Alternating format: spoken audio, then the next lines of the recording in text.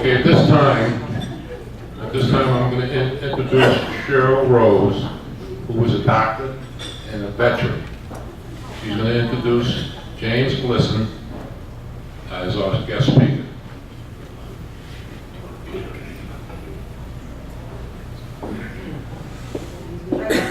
So honored to have the opportunity to introduce Mr. Glisson. Not yet.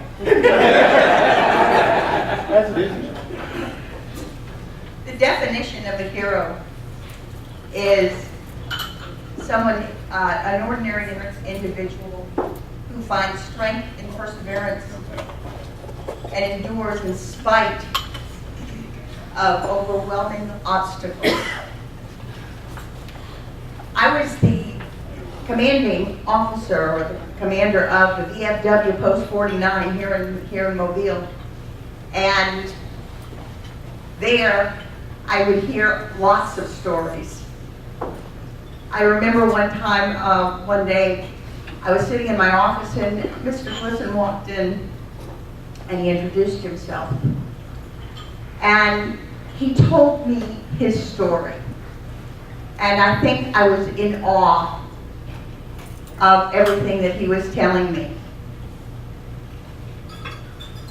He also asked me that day, he says, "Rose, you're a smart girl. I want you to write a book for me."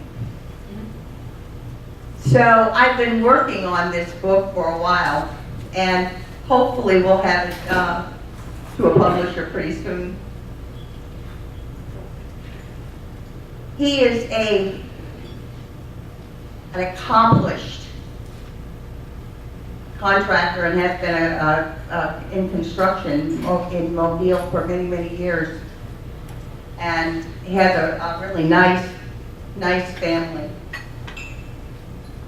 One of the privileges I have is on Veterans Day to supply speakers for the various organizations that ask for a veteran.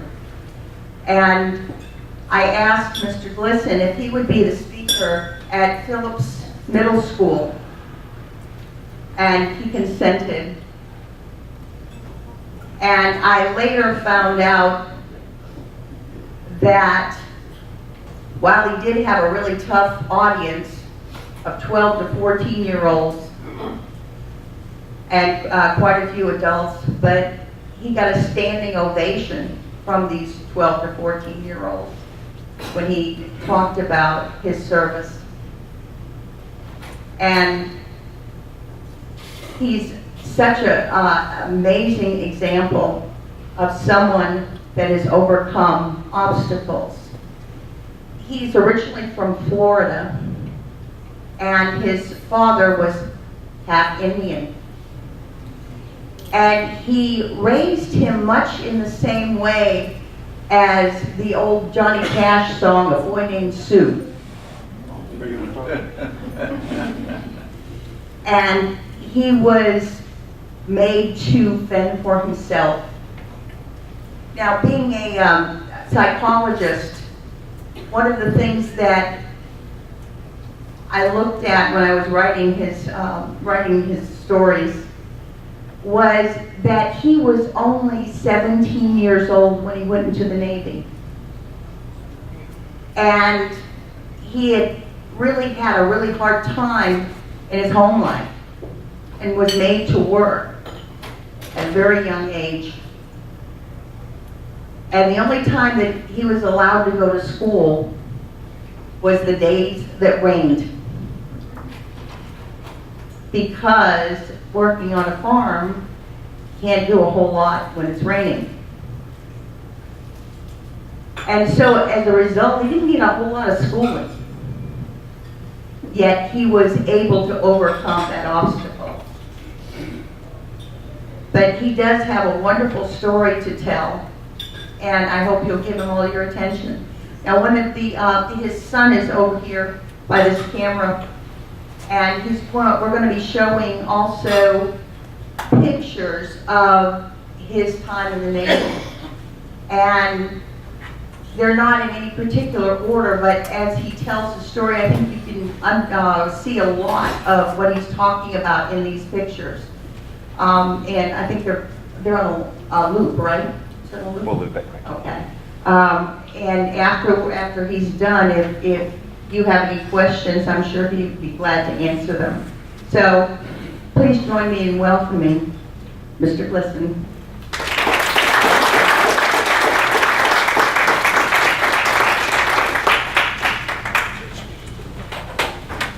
Well, I'd like to say hi to all of you. My name is James Glisson. This is my wife and son. So I've got half the family here tonight, so I convince you all I was in the service. I served a hitch in the Navy, and I got out when I started that. So I joined the Army. So I served a hitch in the Army and in the Navy. And I was probably in the Army when y'all was in the Navy. When I was in World War II, I was raised up on a farm in Florida. And I got 17 years old, I joined the Navy. And I went to Maine side in Pensacola. Some of y'all probably know where Maine side is. If you was in the Air Force, the aircraft carriers, I'm sure, came in Pensacola quite a bit. So they shipped me out to Barron Field. It's in Alabama. And I stayed in Barron Field for about a year. And I met my wife. And we kind of promised each other we'd get married later on. So they shipped me out to Solomon's Maryland to stand my training to learn how to work on a ship. So I take my training in Solomon's Maryland, went to Portland, Oregon. I picked up a ship in Portland, went down to San Diego, and then I went to Hawaiian Islands. And we had the mail run from Maine side in the Hawaiian Islands to Maui. For a while, we'd bring back wounded from Maui to Maine side, and they would fly back to the States. And then all at once, they decided they wanted to start whooping the Japs. So they shipped us out to Guadalcanal. And I went all the way from Guadalcanal to Tokyo. And we didn't go to Iwo. We missed Iwo Jima. That was a bad island. We didn't go there. But I'll tell you all about that. Okinawa was where I went to. That was the first D-Day operation that I made and got a star for landing there the first day in Okinawa. And I was on a small ship. It was a landing craft, but they converted us to a rocket ship. The old landing crafts had the ramps on each side of the ship.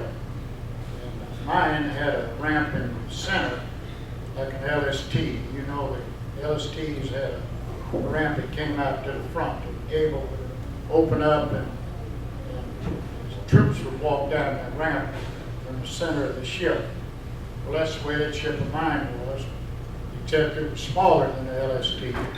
I think we had 32 members aboard our ship, and they converted us to a rocket ship. Some of y'all know what a rocket ship is. You've seen the rockets fired, taking off. So then they put a smoke pot on the back of our stern of our ship, and at night we lay smoke around the fleet, cover up the fleet, to keep the Japanese planes from spotting them, you know, and sinking the ships.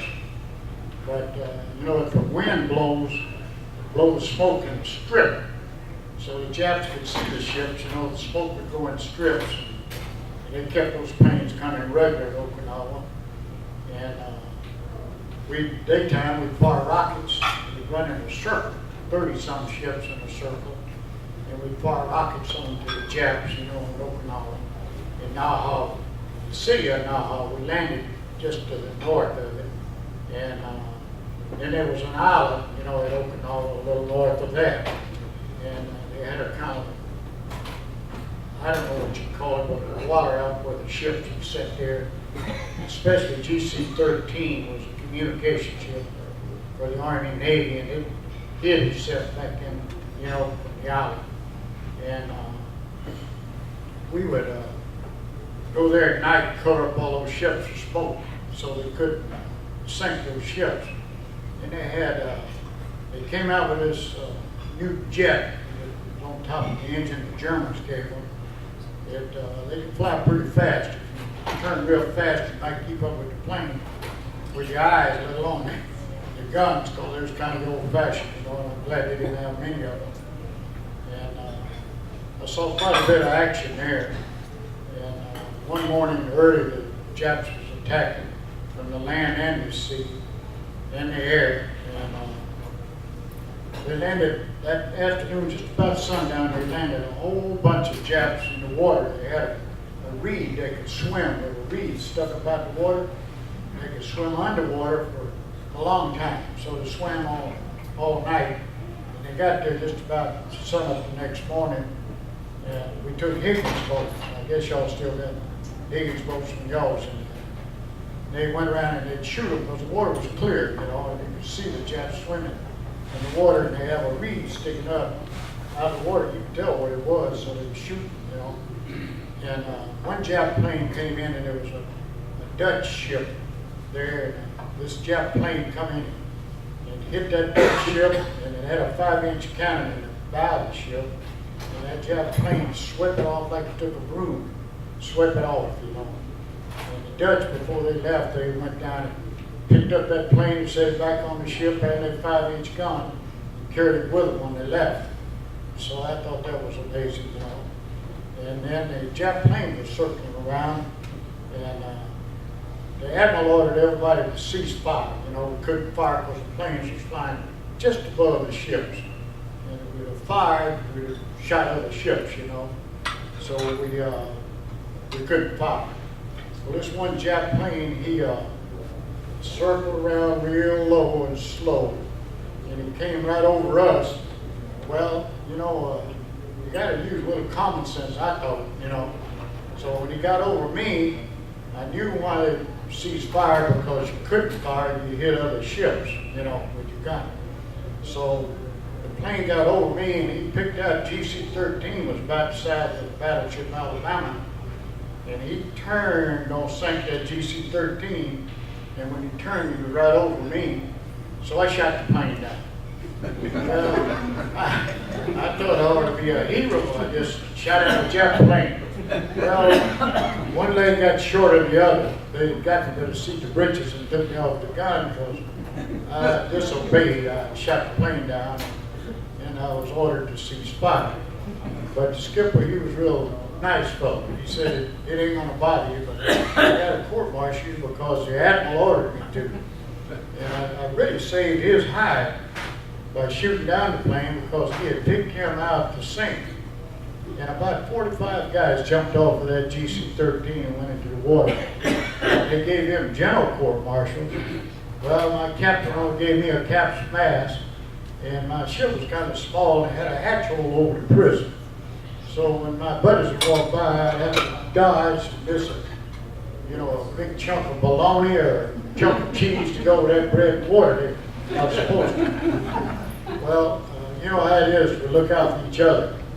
And but I stayed on the gun 90% of the time, so I wasn't down in the stockade much, because the little stockade was about the size of one of these tables, maybe two of them. And they put shucks on the floor where we was. Well, they had 32. So after that, they moved us down to Naha Bay. They changed generals 3 times at Okinawa while we was there. The first one got killed, and they shot him down in Naha Bay. So they ordered my ship and another little ship to go in there and see if we could find him.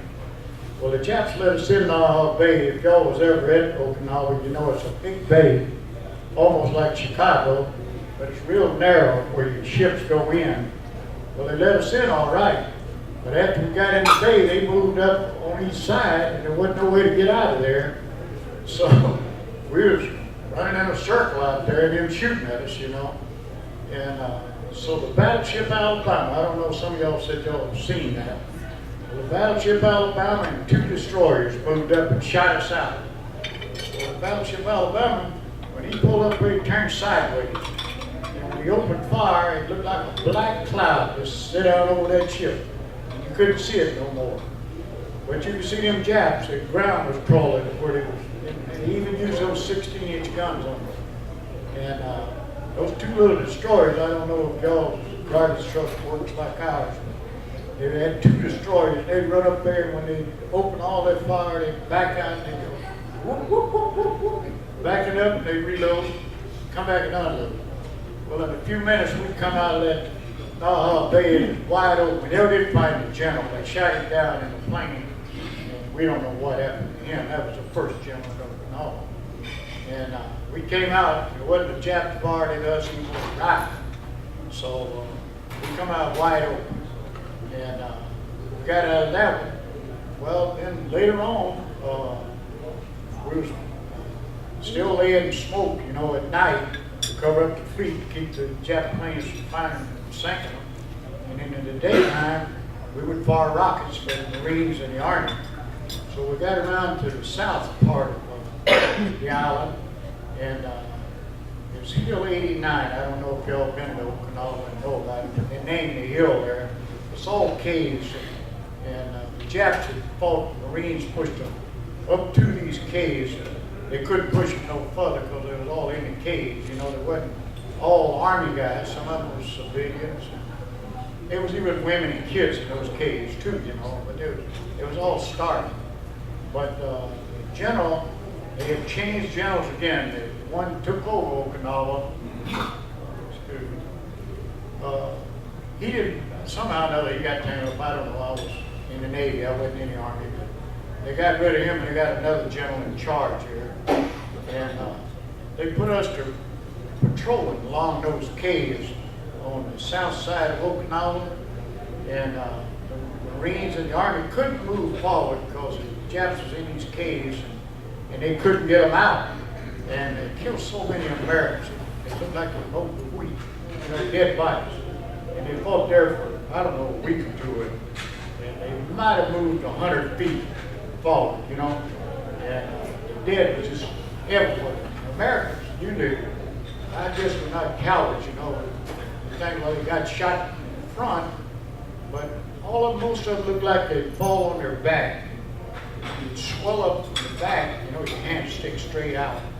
And you think there wouldn't be no air pocket at your back. It is. There'd be an air pocket there, maybe 2 feet air pocket, where the dead bodies would just be laying out there, you know, and they couldn't go nowhere to do nothing. And me, I was a petty officer, 3rd class, so you know I wasn't very high up the steps. So I was back on one of those rocket racks, and I don't know if y'all love the Lord.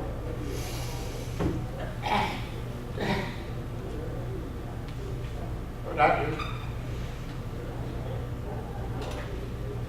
Y'all have to excuse me. But I'm not praying. I was laying on a rocket rack praying, and I looked out there, and there must have been, I didn't count them, but it must have been 300 Japs out there in the water, jumping up and down. No guns, nothing. And I thought to myself, well, they must be nuts. They're out there jumping in the water, and everybody got a gun, could shoot them, you know, and nobody shoot. And I looked again at those Japs, and I figured it out. The reason they wasn't scared, there was already a guy, they had gangrene. And I don't know if y'all ever seen anybody with gangrene, but salt would ease the pain. You know, salt water was jumping up and down in the salt water and chunks of flesh rotting all over. And it was pitiful. And although I was scared, you know, I used to tease the kids and tell them I turned sideways so the bullets missed me. That ain't true.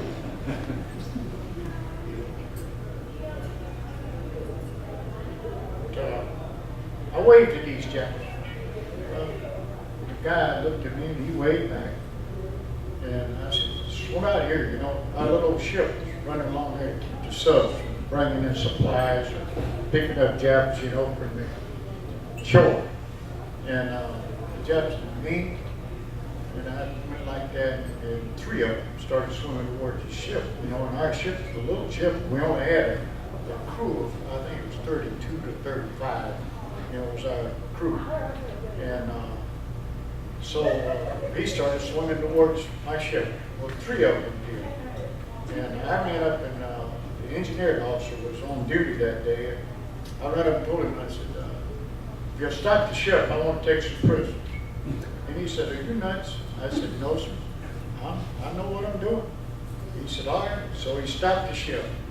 And they swam out to the ship. And I take them on aboard the ship. And they don't wear shorts like we do. They wore binding cloth to go around the bottom. And I don't know how they got it off the hurry.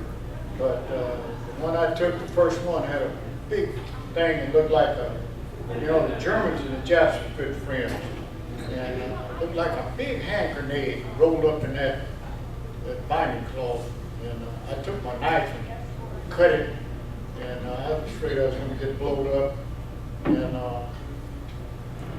it fell out, and I grabbed one end, and well, he started crying, and he grabbed the other end, the Jap did. And I started shooting, I almost shot him. I was shaking all over, scared to death. But he turned it loose, and I had no rag around it, and I shook it off. It was a piece of dried fish, like we stove with, out in the yard, and we're going to burn the fireplace or something, Well, that's what it was, a piece of dried fish, and he turned it loose.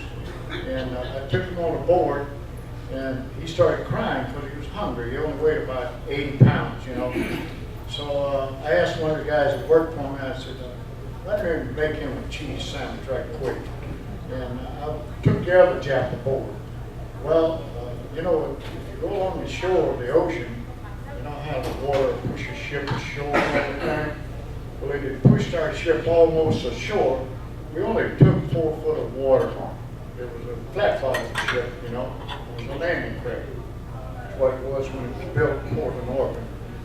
But the officer in charge ordered it all back flank. Well, the third Jap, when those big engines kicked in, he went through the propellers in the back, and he was hamburging me, But I had 2 of them aboard, and the skipper walks up. And by that time, they'd come back with a cheese sandwich for this Jap. And skipper, he looked at me and says, I like cheese sandwiches myself. And you give it to that doggone Jap? And I said, yes, sir. I said, I'll have him make you a cheese sandwich. So I sent a guy to make the skipper a cheese sandwich too, And he said, says it's a shame that Jap can't speak English. Said we could use him to take a lot of prisoners, And I said, yes, sir. And that Jap spoke up and says, I went to Tokyo University. And I can speak English very well. In fact, I was raised up in the backwoods in Florida, and he could speak better than me. Y'all can tell that by now. So he could speak real good English. So what we done, we put him on the bow of the ship and started taking prisoners. Well, our ship was small, and it was cut in the middle like an LST. I'm sure y'all seen LST. It goes down almost to the water.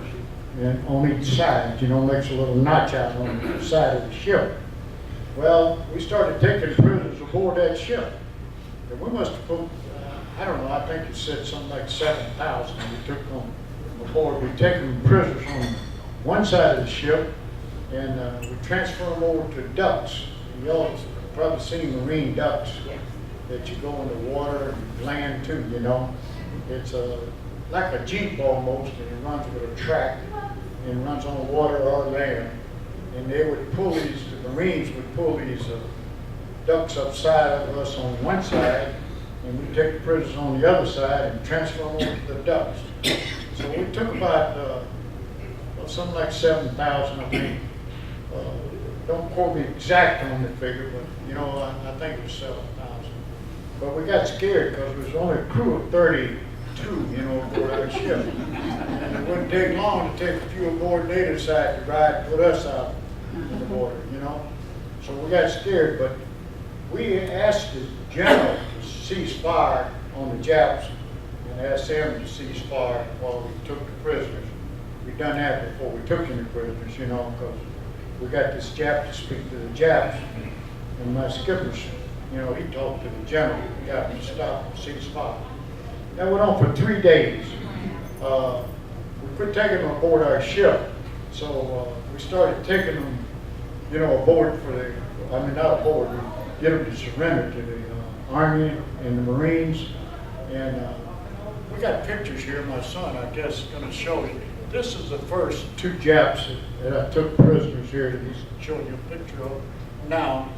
And he's got pictures of, they're not too plain because we wasn't equipped with good cameras and stuff. We just, you know, little snapshots, and things wasn't as big back then as they are now. In fact, my mother got that little old picture out of a newspaper. And the newspaper companies wasn't very big back in the days, probably like this room, you know. And things wasn't like as modern like it is now. But she got that picture. I don't know how she got it. But it was printed up, I think, in Nashville, Tennessee. But I got quite a few pictures here of my son. This is a picture of a ship, my ship. Now that's the 2 Japs there that on the left there with a sailor cap on. Because we gave them some dry clothes, you know, our used clothes, we give them clothes to put on because it was wet. The 2 Japs we took aboard that we used, you know, to take the prisoners with. But we got other pictures there. Now that's a picture of the 4 officers that was on my little ship. And they ran the ship, you know, they was the officers. That's all the officers we had aboard our ship. And y'all was on the aircraft carrier, you had that much for breakfast, you know. But, we were small, but all told, we took prisoners for 3 days. Well, the general says, you know, the Japs have had 3 days to surrender. And we want y'all to pull out. We're fixed to open fire. Says, we just killed the rest. Well, we got rid of our Jap who could speak English, and we pulled out. Well, we stayed out 3 days. Well, the general, he didn't kill them all. He couldn't go nowhere. He was just like he was when we went there.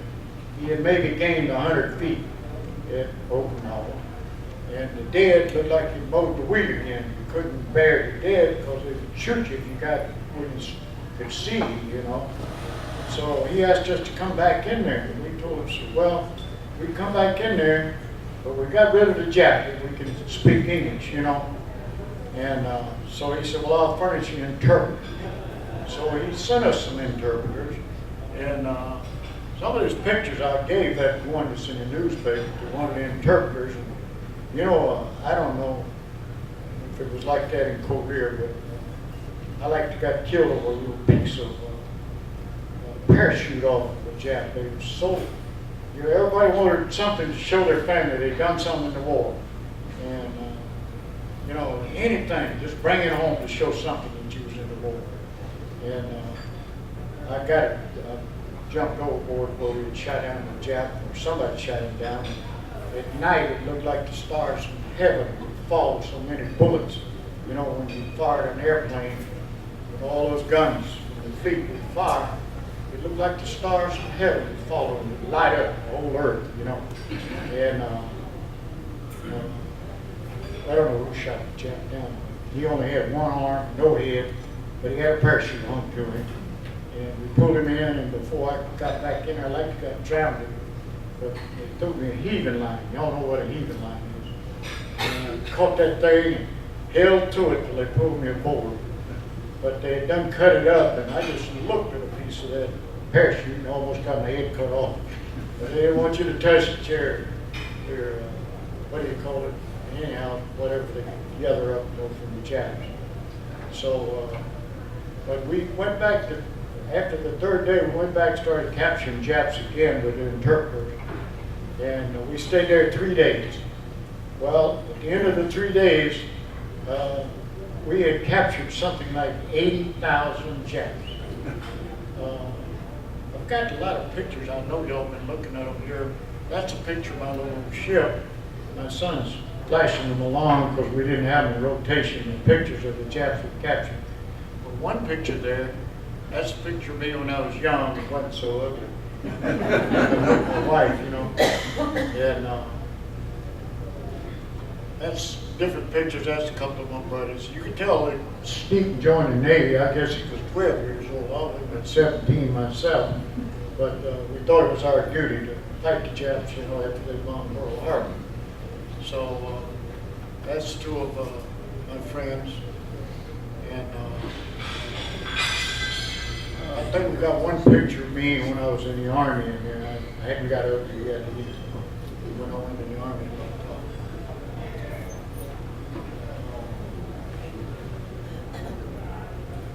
But he's been flashing pictures there and, since I've been talking. All told, we captured, I think it was 80,000 Japs. So I didn't capture all them 80,000 by myself. You know, I had the ship's crew heavy.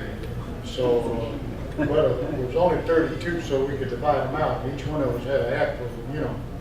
So we captured a lot of Japs, and that was my story. That's a picture of my ship there. And,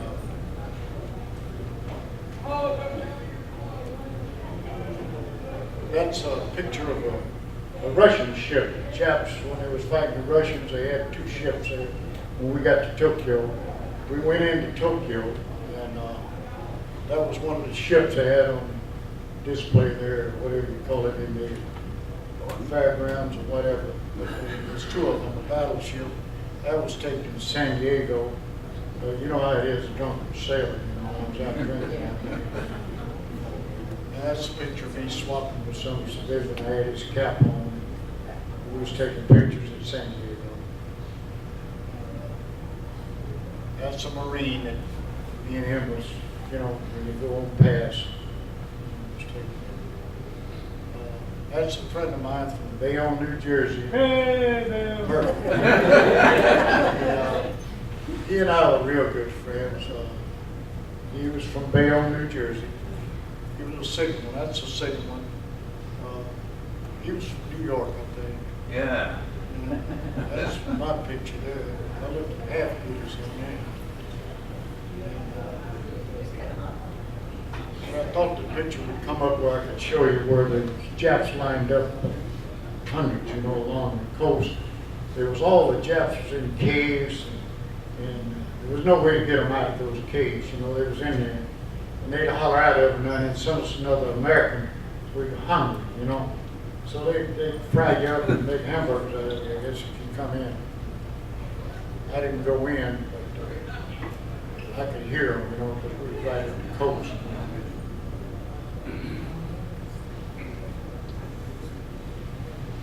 But we didn't have the pictures lined up. I was in Mexico, me and one of my buddies. We went down to Tijuana, Mexico. I'm sure y'all been there.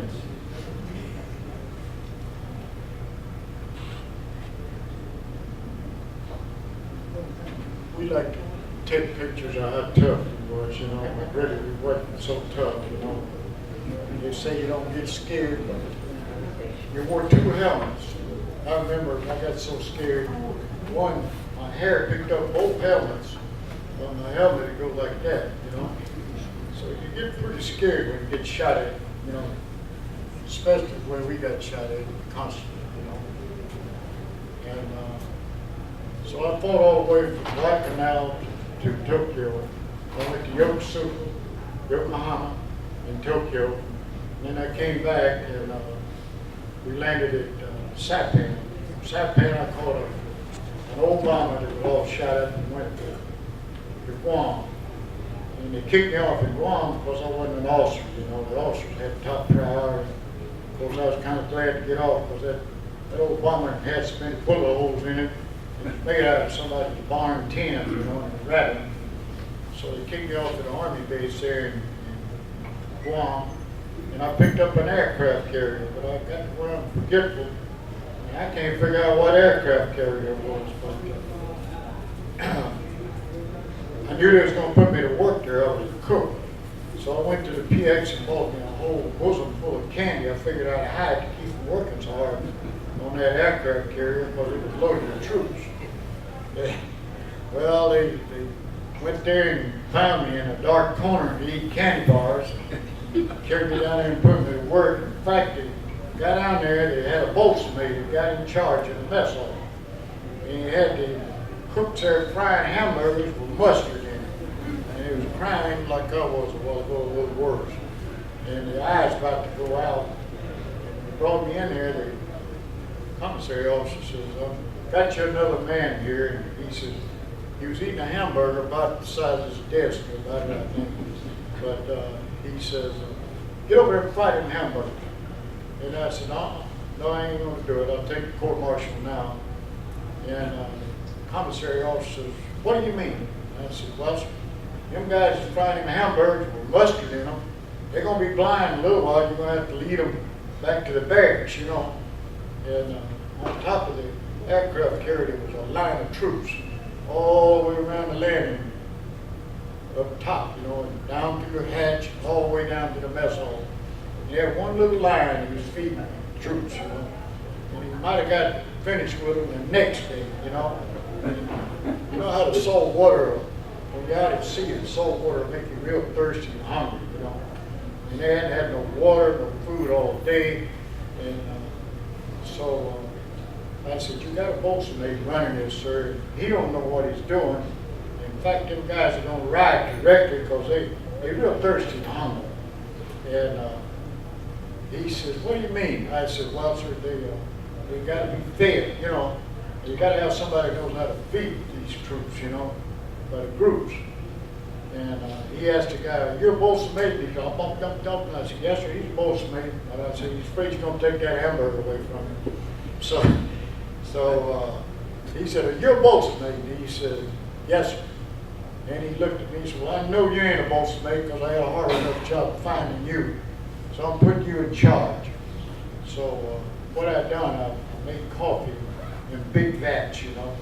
I think they had about 200-gallon vats in them. I made coffee. And I broke out bologna. You know, we always had bologna in the Navy. In case of big chunks of bologna.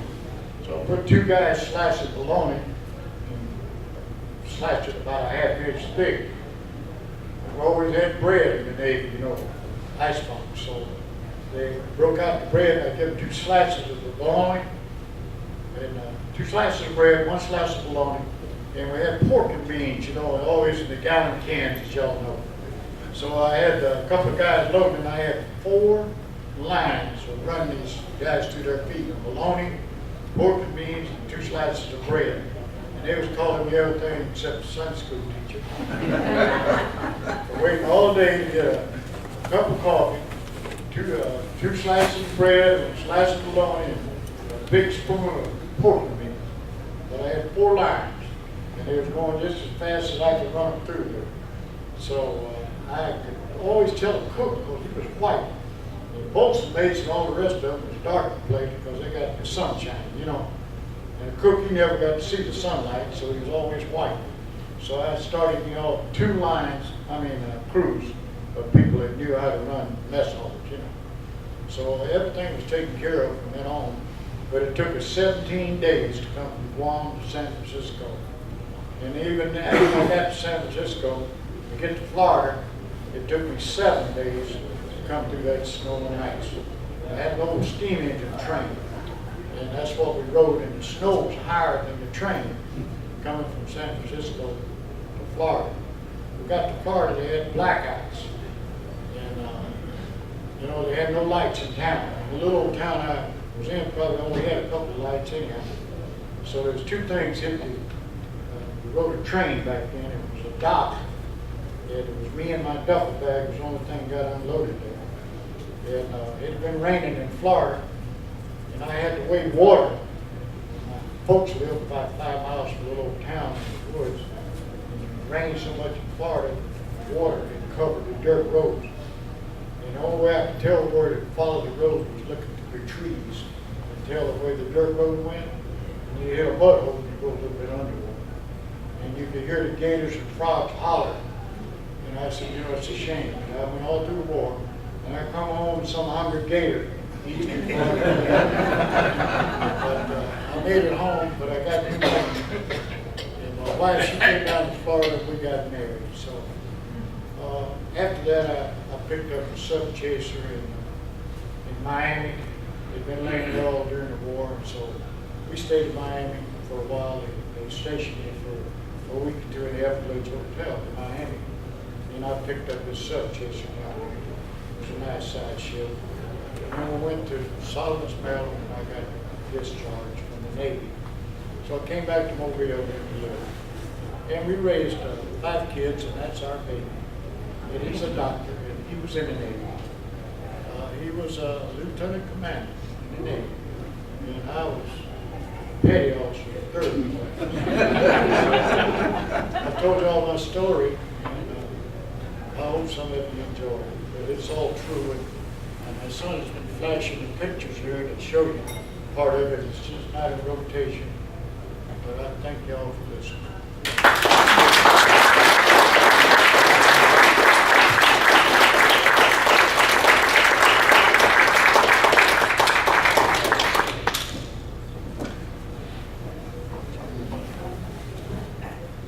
Interesting story. I thought I had a nice little surprise for you. But I understand, and he didn't mention it, Rose, maybe you can share, was that one of those Japs who was in Japan that he was trying to communicate with, that he captured. Am I correct on that? Yeah, we sent out some queries. I had some foreign exchange students, and one of them was from Japan, and we've been trying to figure out the names of these, the first 2 Japanese soldiers that were captured, because they called them Moto and Goto. And you know that those aren't Japanese names. Okay, so we're trying to figure out how to access the alumni of Tokyo University, and we haven't done it yet. I mean, we haven't got a reply yet, but we're working on it. Looking at the other side of the coin of this, if it wasn't for him, all those prisoners would have probably been shot. So a lot of lives were saved by him. So, I mean, he's a good man, a real good man. And we thank you very much. It was our honor. And we have for you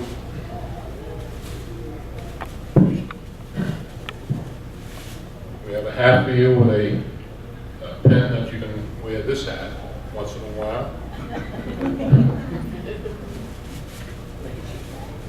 We have a 14-karat gold. Don't try to cash it in. You know, I got a coin that a guy gave me from World War I when I was a young boy, and we didn't bring it. We didn't bring it, but he gave it to me from World War I. It was a penny, and it's just about this size. Oh, probably So if worth you've it. ever seen a penny that big, I've got it. I have a shirt that's maybe a little bit too big for you, but you can have your wife wash it now. We thank you from the bottom of our hearts. Yes.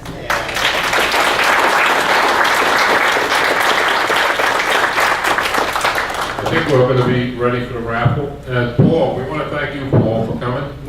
We appreciate you coming for your father. Thank you. We're going to be ready for the raffle, Charlie. Wait a minute, Charlie.